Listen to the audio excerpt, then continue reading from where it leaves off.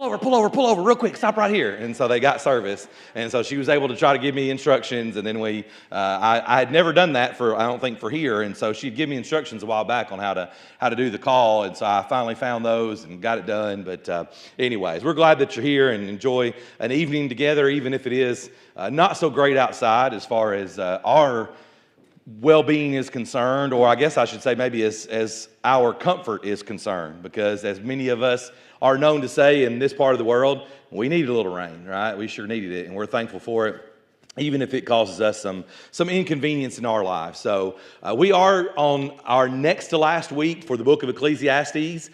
Sunday is the last Sunday of the month, so the next Wednesday we'll technically, I think, pick up the next month, but we'll wait and have one more. Yeah, next Wednesday will be the first, but it'll finish up this quarter before we begin the new quarter the next Sunday and Wednesday. And so we will spend a couple more weeks on this. We're going to try to cover chapter 11 through chapter 12 and verse 8, and then next week we'll have just the last 6 verses or so there in chapter 12, and time for any other questions or review there at the end. But I hope that it's been beneficial to you to maybe take a bit of a look at this, even if it's a very large overview. But it can be hopefully encouraging for us. As we've said throughout this study, it's not always encouraging to think about the difficulty of life, the frustration of life. But even as we said on Sunday night, if you were here on Sunday night for our lesson about world events and things going on around us, it can be helpful because it causes us to look at life through a different lens. And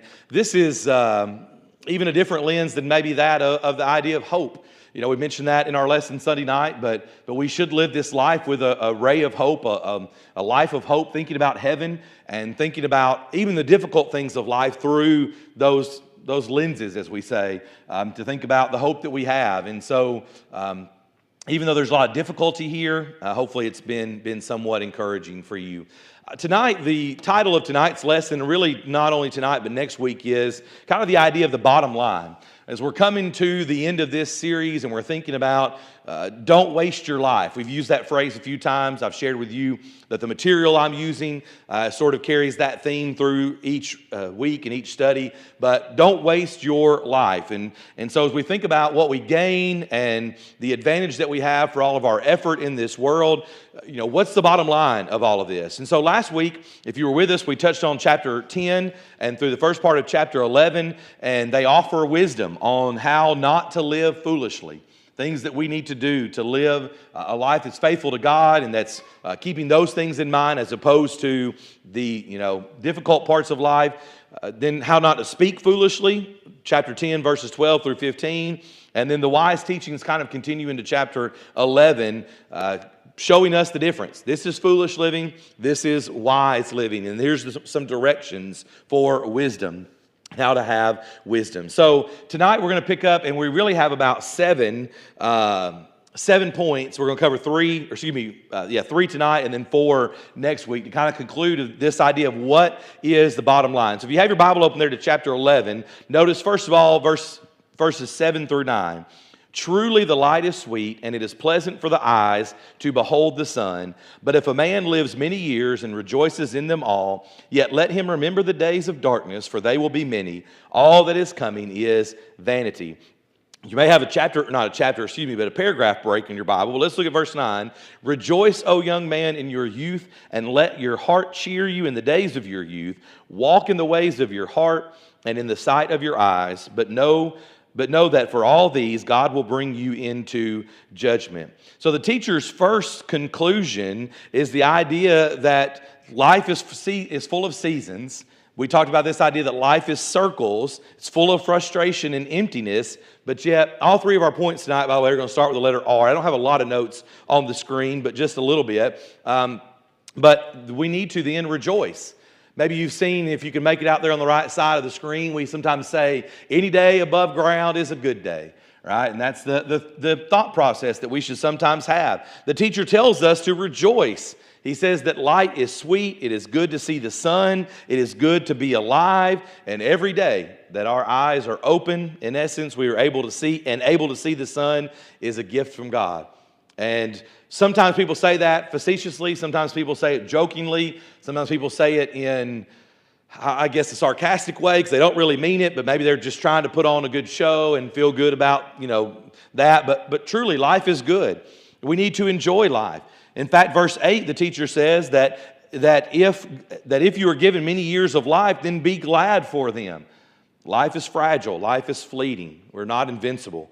And as we continue to kind of mention that with our consumption of the news and of social media and those things today, we are reminded on all sides, it feels like sometimes, that there are children who are going through difficult things. There are families who are losing young people and even young adults who die young and all these things that are very, very difficult for us. But it causes us to think about the fact that life is fleeting. We're not invincible. And we all have days of darkness, as it says there in verse number 8. And so because of that, he says rejoice. As we mentioned, I think Sunday night, and we mentioned in previous lessons, we're told to rejoice.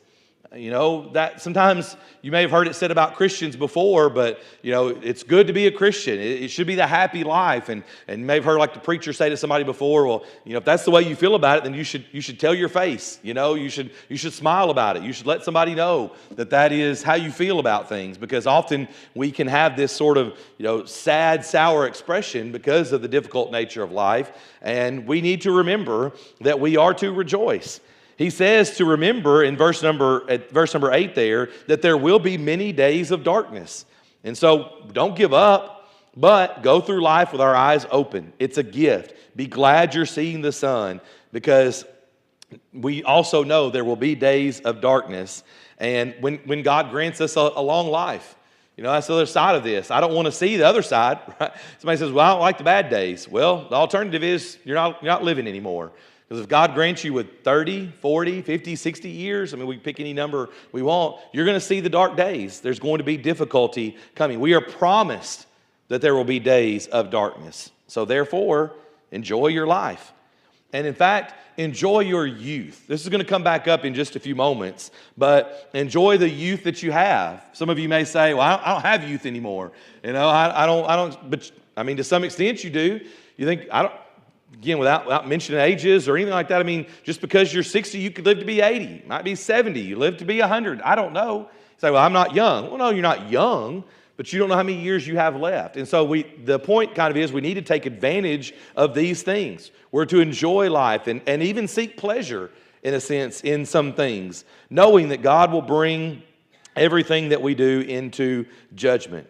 As parents, we want our children to have joy. We want them to experience life. We want them to do so in a way that's not going to harm them, that's not going to hurt them. And so we need to enjoy the life that we have in front of us while we can. How many times have you been able to do something in your life and now you're glad you did it because it would not be possible to do those things now? And sometimes that's just simply an achy kind of body moving way. I can't do what I once did. Or maybe it's our mind doesn't work the same way.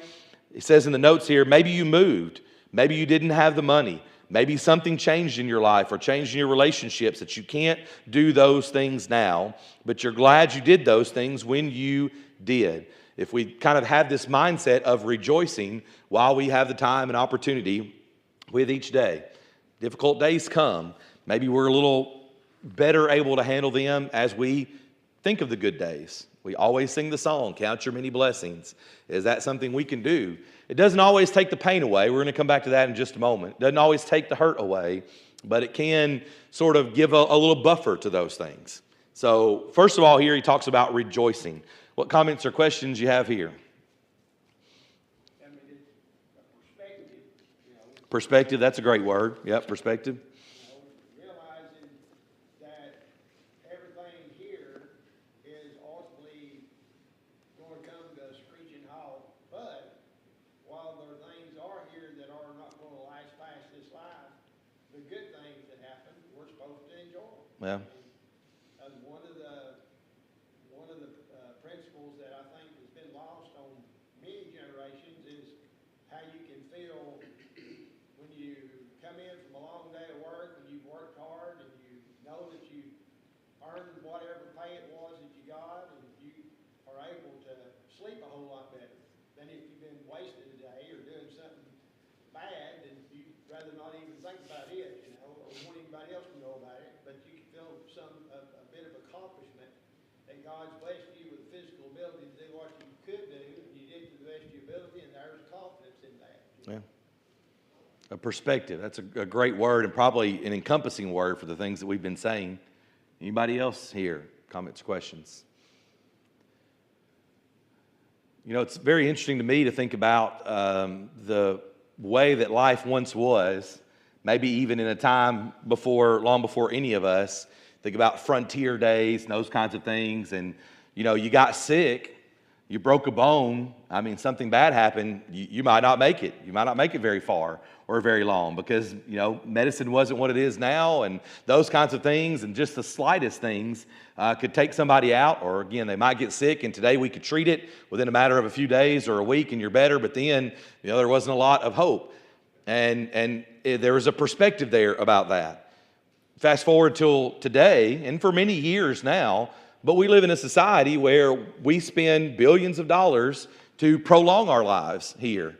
And nobody's suggesting we should try to cut it short, but a lot of people, maybe not a lot of Christians always, but a lot of people spend all that they can trying to just prolong their life. Now, there's some extent to which we should and we can. You know, Paul talks about that idea. He thought it better to go and be with the Lord, but for somebody else's sake, for their sake, he wanted to, or, you know, was going to remain and saw the benefit in that. And the same thing is true. We want to keep our family members around. We love each other and want to be together, but we all have to make a decision at what point, how much is enough money, how much is enough time, how much is whatever we do to where we are putting all of our stock here. And it shows that we're putting all of our stock here and our time here and trying to stay here rather than the perspective of saying, well, there's something better coming. I mean, there's something great coming. Freddie and I have lamented lately together. There have been just in the last, 3 months or less, it's felt like, 6 or 7 or 8 different gospel preachers, some well-known, some not as well-known maybe, but that have passed away. And same thing, most of them a little older in life, but still, I saw one the other day. I forgot to even mention to Freddie just this past week, someone I knew from out of West Tennessee. But, you think about that idea and of going on to reward, something better, not dealing with the things of this life. Of course, one of the probably more famous ones recently was our brother Alan Hires, who wrote for the Spiritual Sword and was the editor of that for so long. And, his health had not been great. For a while now. He'd not been able to go like he once was. His mind probably wasn't as sharp as it once was, but he had done all he could. He had lived a full life, and it was his time, as we say. And so we should consider the good that we have here. We should rejoice in the good times that we're able to have. And I wanted to read this to you real quick from the notes that I've been using. It says, talking about that you're glad you did those things when you did because maybe things changed. But your greatest pursuit of joy is not in trying to have fun. We don't want to get that mixed up. It's not in trying to have fun in this life. Your greatest pursuit of joy will be to seek the Lord with all your might. Do not waste your life on the pursuits of this world that simply cannot satisfy. Wake up each day and enjoy the simple pleasures that God has given to you in your life. I kept kind of coming back to this idea that we should. God wants us to rejoice, but He wants us to rejoice in the ways that He has blessed us, and the things that He has given to us, and the ways that we have been blessed. Enjoy that, but not to get caught up in all these other things. But we want to remember, I thought this was important for us just to spend a few moments on here to begin, but rejoice. There's nothing wrong with rejoicing in the good times that you have here. Just think about, too, it wasn't that long ago where you didn't really have free time. There wasn't any such thing as like free time. Free time was maybe when you're sitting down and eating a meal, but every other waking hour of the day was in the middle of the summer cutting firewood because you're just going to have to be living through the winter, and so you never could have too much. And if you were blessed to have too much firewood, somebody didn't have enough, and so you could help them. I remember poor old Loretta, Tim's mom, she was always concerned about running out of wood before it got warm, and that mentality of being able to just feed your family and keep your family warm took all your time. Yeah. And so you didn't have time to wallow in regret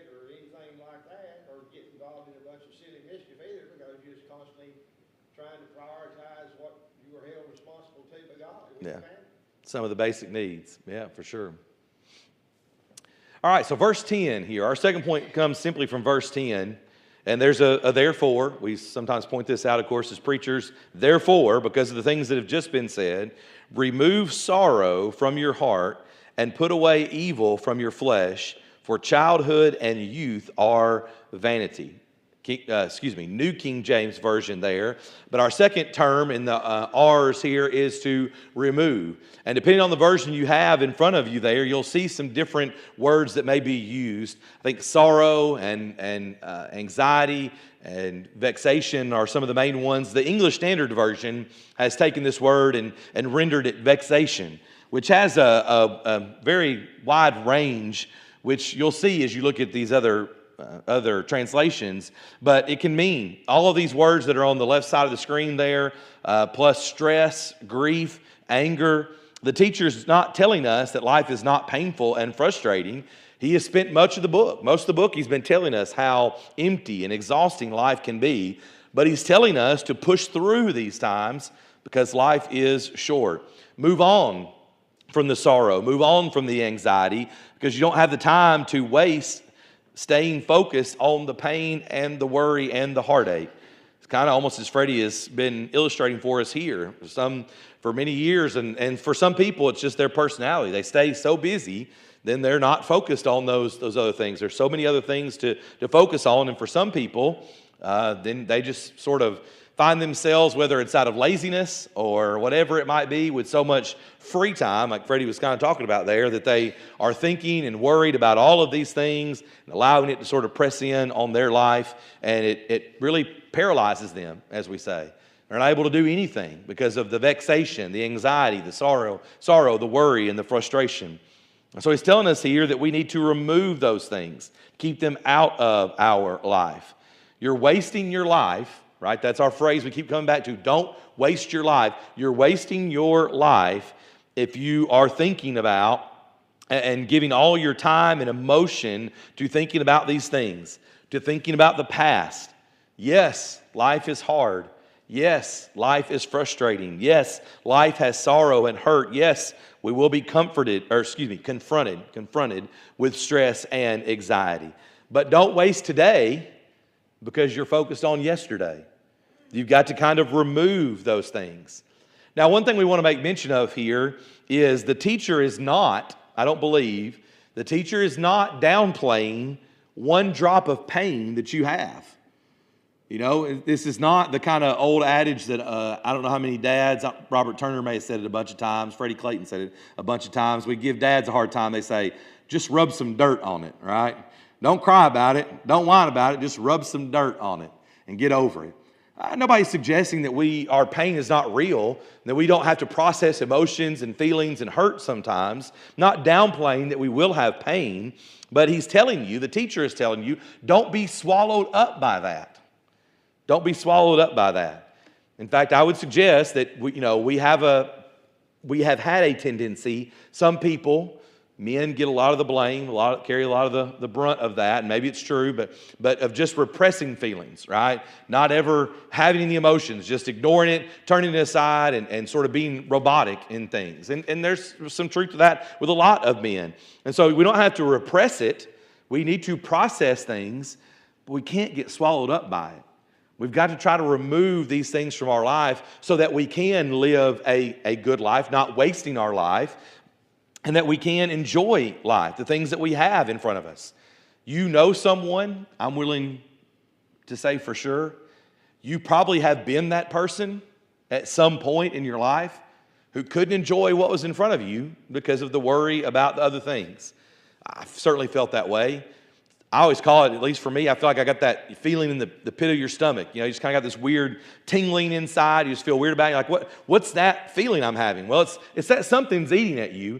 It's that you realize that you don't have enough money at the end of the month, or you don't have enough whatever it might be, or you're going to have to do this uncomfortable thing. And that frustration, that sorrow, that grief is sitting with you. But you've got to process it. You've got to deal with it. You've got to move on from it. Because if you don't remove it as best you can from your life, you will waste your life being caught up in these things. Comments or questions here? Well, it seems like to me that the last verse is telling us in a way to grow up. Sure. You know, put away sorrow. Don't sit and dwell on it, like Yeah. you said. And then put away evil, not just think about things and let it chew us all to pieces. Yeah. Childhood and youth, these are things that young people or kids a lot of times get. Yeah. But you know, as a Christian, we need to grow up. Yeah. Have you been in my house lately? Is that what you're telling me? You've been dealing with my family. And I'm being a little facetious, but I mean, you know, our kids are at that age, preteen, teenage years, where they're struggling with things and they get upset and you're like, you know, whoa, wait a minute, what's going on? Well, they're trying to process. They're learning how to handle things. And somebody has upset them, whether it's their sibling or something else, and we're saying, okay, and you may have a right to be upset about that, you know, whatever it is, but you've got to, you know, handle it and deal with it, or set it aside for now, or deal with it with that person, or whatever it might be. And all kinds of situations come up, but we learn how to handle those things. And Robert's right, I'm kind of joking with him, but yeah, a lot of times we have to teach our children that. Part of the growing up process. We expect kids to be silly like that. Yeah. But you know, that's an explanation. They don't know any better. They've not experienced this. They're simply acting crazy. And you understand that in kids, and you can excuse them a little bit. But when you got grown people acting like that, then ain't no excuse. You know. For sure. That was for when you was silly and didn't have your brain fully developed. So don't act like that when you're a grown person. Yeah. And yet, kind of back to this idea of the cycles and the circles, we find adults acting just as in childish ways in a lot of interactions. So, yeah. Got other comments, questions? Talk about vexation, that reminded me of life. 2 Peter chapter 2, where he vexed his righteous soul day by day. I feel like that a lot of times. I guess a lot of Christians do, looking at the world around us, trying to be righteous, trying to live right, and what you have to put up with, and that seems like, to me, we vex our soul every day. Yeah. You know, having to put up with that. Sure, and you know, Keith, you made me think there. I mean, there's a good reminder that, you know, another reason to come and be with your brothers and sisters. I mean, that's, you know, we talk about why we should be here and not just checking our box, and not just because Hebrews 10:25 says what it says, but another benefit of that is, yeah, you are able to come and enjoy the good things and folks who have a common love and a common hope and a common bond. But as we always say, we can't come live here. We're not going to spend all of our time here together or have a commune or whatever. We're going to come and be together and encourage one another, and then we're going to go back to those things and do our best to deal with them. But what a great blessing that not only has God given us the first day of the week. I mean, He has told us to be together the first day of the week. That is true.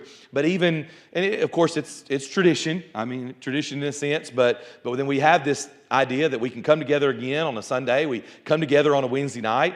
And by the way, as we talk about assemblings of ourselves together, we have other things that we do together, opportunities to be together and encourage one another.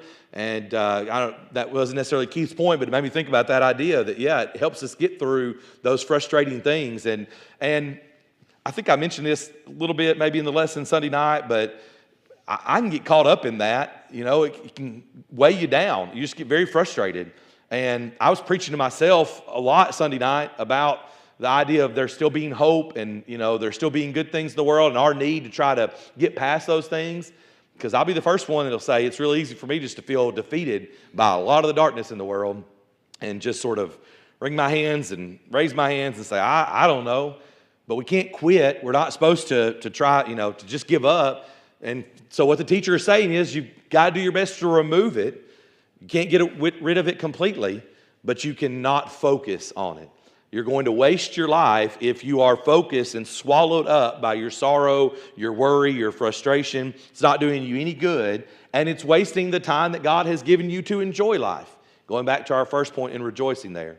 Like Peter said that in 2 Peter chapter 3, that the long suffering of our Lord is salvation. So that in essence is saying the reason why the world continues to stand is so that lost people can be saved. Sure. So if God can be long suffering with a sorry, no count world, then you know we need to be so too. Yeah. That's easier said than done. Well, I know just like what Keith's talking about. Yeah. It makes you sick to your stomach with the garbage supposed to every day. And the only way you don't see it, you got your eyes closed and you crawl under the house or something, because it's out there. But having the attitude that if it's past the point where people are being saved, then it will come to a screeching halt immediately. It'll be done.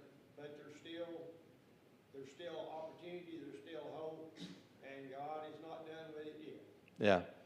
I may have read it here very quickly, but he said in the notes I'm using that he's telling us how empty and exhausting life can be, the teacher is, but he's also telling us to push through these times because life is short.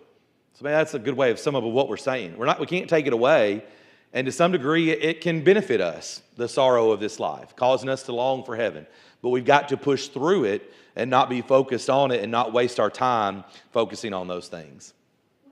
I was just thinking about this, and I was reading the commentary that goes along with verses 9 and 10, and one of the things that it brought out was like not living with those things that you might have done when you were young. Put them away if you've been forgiven for them, and don't let that be something that you live with regret for. So if we could teach our kids to live a life where they don't have to live a life of regret. Yeah. Not having to live a life of regret. That's a good point, Miss Sue. I think we have to train our thoughts. When we have a negative thought, think of something that's positive. Yeah. We may not have this, or we may not can do this, but we can do this. Sure. Or, whatever it is. There's always a positive on the other side of what we look for. Yeah, Miss Sue talks about putting a positive with a negative. And every time you have a negative thought, trying to think something positive. And then we go back to the counting your blessings. Every time you have a frustration, you think about the good things that you have. Again, I've said it a bunch, so I hope you know and understand, but we have those. We have to, the difficult things, we have to process them. I'm not suggesting that we should all run around happy and cheering when bad things happen. Oh, I'm so happy bad things are happening to me. But as Freddie said, perspective helps us try to keep it in line, and focusing on heaven, thinking about the positive, all these things are good. And it, again, going back to the theme of, it just helps us not waste our life. It's not saying ignore it, repress it, act like it doesn't exist. It's not a big deal. I mean, that's the other side of this. You get accused of saying, well, we can't buy into every feeling we have, but the same, you can't get in extremes there, but we can't live in it. We can't dwell in it sometimes. So real quick then, the third point, and we got a little bit of time left, but the third point is remember. It's Ecclesiastes chapter 12, verses 1 through 8. And so we're not going to read all of that right now, but this is where you'll find some familiar phrases, right? Some familiar verses. Verse 1, remember now your Creator in the days of your youth before the difficult days come and the years draw near when you say, I have no pleasure in them.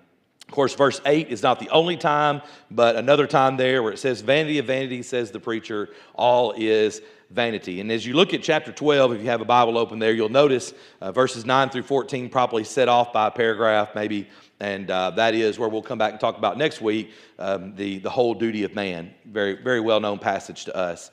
But as Tammy mentioned, verses 9 and 10, a commentary she has there in front of her looking at it with the Bible, but mine starts with verse 9. I told you it might be offset. It says, seek God in early life. And so that's kind of the idea here with our third word, remember. The third direction for us here from these 3 points tonight is not wasting your life. To remember, the third direction for not wasting your life is to remember your Creator early in life. Ecclesiastes chapter 12 in verse 1. Remember God while you are young. Seek God early in life. Pursue God as early as you can. Why? Why is it critical to follow God as early as you can? Well, verse 1 tells us there, because life is going to be hard. Seek God early in your life because life can become unpleasant and you will not be able to enjoy life the way you used to. And there's an illustration that's found in this material that I've been using here, and he says this. I don't know if you've thought about this, but how does the playful, fun-filled child with no care at all turn into the grumpy old man who is yelling at the playful, fun-filled child to get off his lawn? You go from the left side of the screen to the right side of the screen, right? But a lot of people do. How does the fun-filled, happy child turn into the grumpy old man who's yelling at the fun-filled child? What happened to that person? Well, the teacher's telling us here. That's what the book is saying. Life happened to that person, right? And how many Disney movies do you need to see, or whatever stories or movies you need to see where, the young boy finally gets the old man to talk and he realizes that his wife had died and his kids had moved away, and he's had a lot of bad things that have happened to him. I mean, not to make light of it. He's really had a hard life. Life got hard. Life happened. And before you know it, he doesn't find pleasure in life anymore. And maybe he is alone because of family being gone or family passing away. Life happened. Days of adversity came. Trouble came. And you see a difference. And yet movies are telling us this all the time. That's the way life works. That's what happens to people. But we sometimes live as if that's not exactly the case. And so the point here, and I don't know what you think about Ecclesiastes 12:1. You've heard it. You've heard it a lot. You've heard it in different lessons. We quote it to our kids all the time. Been to youth rallies and youth days where that's the theme, Ecclesiastes chapter 12 and verse 1. But isn't it interesting to consider that we make that the youth day theme, but how good it is for us to consider it tonight in the adult class, in the auditorium, because we understand a little bit. And we can say, you need to remember. Notice there verses 2 through 8. Verses 2 through 8 describe the progress of life. Verse 2 begins by saying that our time is coming for each of us. Again, we're not going to take the time to read all of this, but you can hopefully follow down through there in whatever version you have in front of you. Verse 2, the illustration begins by saying that our time is coming for each of us. The storm clouds of old age are building in the distance and will certainly come as we make our way to the dust of the earth, right? That phrase that we use. Seek the Lord before your hands and legs start to tremble and your back begins to be hunched over. Look at verse 3 there. It talks about strong men bowing down, and these things, the keepers of the house tremble. Seek the Lord before your teeth begin to wear out. That probably says grinders in your Bible there. For your teeth begin to wear out, and you need to have dentures. Seek God while you're able to see well. Verse 3, windows. We're not worried about how dirty your windows are, for your eyes grow dim. There will be a time when you'll be turning on your flashlight on your phone to see the menu in the restaurant, right? Because you can't see anymore and you need it to see what you're reading. Verse 4, the teacher notes to seek God before you come to the time when you cannot work anymore. Your physical strength that you relied upon for so long in your life will fail you. There is nothing that makes Freddie Clayton madder in the world than when I have to go help him with something and he can't do it anymore, and he gets mad at me. Says, "Oh, I can do that." I said, "No, Freddie, you can't anymore. You can't. Your body fails you sometimes." And we all get that way to a point. Seek God before the slightest sound will wake you up in the morning. You used to sleep in until noon as a teenager. Now sleeping in means you made it past 6 a.m. Verse 4, furthermore, remember the Lord while you have your hearing, because soon the songs will sound low and soft to you. I'm not trying to make you feel bad, by the way, tonight here, just reading Scripture. Verse 5, we need to remember the Creator before you're too afraid to do things in life. When you're young, you laugh at danger. Probably do things you shouldn't do, but still you're able to. You get older, you see danger everywhere. Don't touch that, don't do that, right? Grandkids bear the brunt of that a lot of times. Seek God before the almond tree blossoms, which is a reference to your hair turning gray. I got that one down pat already. Seek God before you lose your energy to do things, like a grasshopper dragging itself along. You've lost a spring in your step. Seek God even, before life passes you by, as we might say. Remember God before you're approaching the time to go to your grave. And in verses 6 and 7, we're reminded to remember God before your life is gone.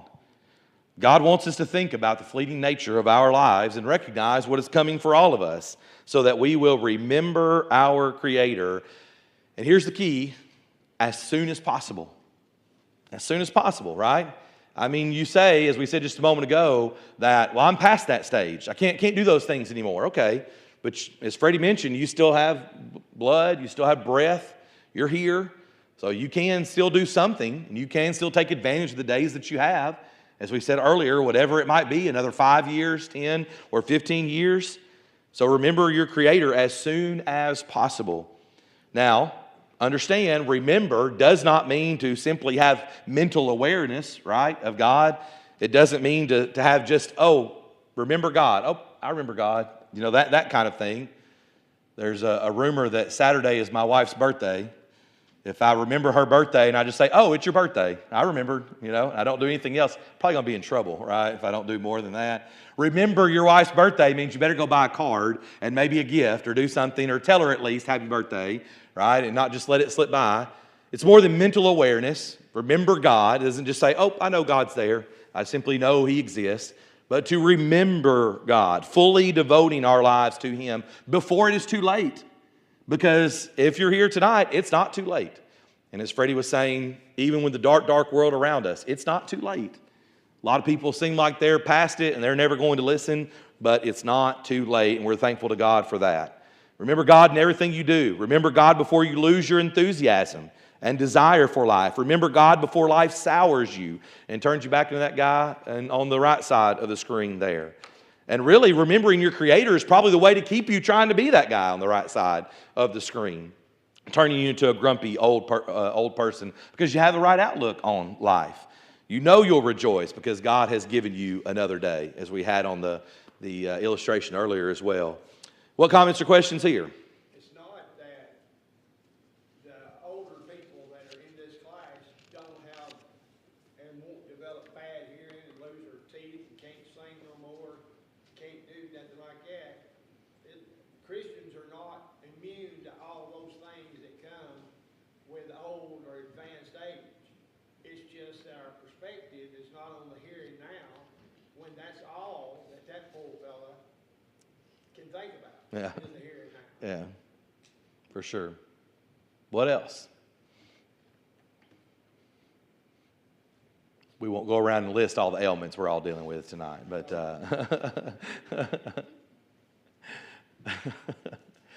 that's true. I mean, it's true as we think about remembering God. And look again at verse number 7 of Ecclesiastes 12 there. Then the dust will return to the earth as it was, and the spirit will return to God who gave it. And when we think about this, we need to remember God before we return to the dust of the earth as our physical bodies decay and fall away. But look at the end of verse 7. Remember God before your spirit returns to God who gave it. All right, so here's a big point here for us to consider as we think about our physical bodies and the frustration we have with that. I understand. I'm not that old, but I understand when you can't do things you once did. I can still beat up Campbell, but the rest of mine, I don't think I can beat them up anymore, right? All the boys. So I understand, but things change. It's going to be frustrating, but what we need to really consider is when our physical body gives away, it's not the end of our story. It's not the end of our life. It's actually the beginning of your story, in a sense, as your spirit will return to the Creator. So what is going to happen when your spirit returns to God who made it and gave it? I couldn't help but think, of course, of Matthew chapter 25, verses 13 through 40, with the idea of the parable of the talents there in Matthew chapter 25. And so God has given us a spirit. He has given us this life. And just like that one talent man ends up back before the master, shrugging his shoulders, saying, I'm sorry, I'm sorry I buried it. I didn't do anything with it. The idea for us is, what are we going to do with our spirit that we are going to return to God? God has given you this life. Eventually you will return to the Creator who gave you your life. What will the Creator see in your life when your spirit returns to the one who gave it? What will be the picture? Will your life show that you enjoyed life? That you were grateful to Him? That you lived in what He gave you to the best of your ability, enjoying the blessings that He gave you, which may not feel like as much as somebody else down the road. The grass is always greener on the other side, but what He blessed you with, will you be able to say that you enjoyed life? Will your life show that?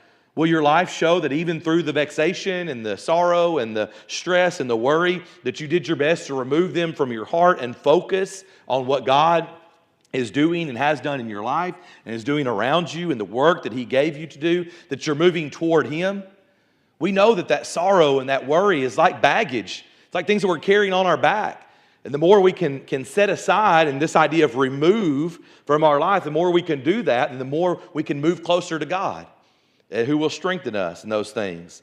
Understanding that God is working. Will your life show that you remembered God so that you could take pleasure in the days He gave you before your spirit returned to Him? Or, the other side of this that we keep saying is, did you waste your life?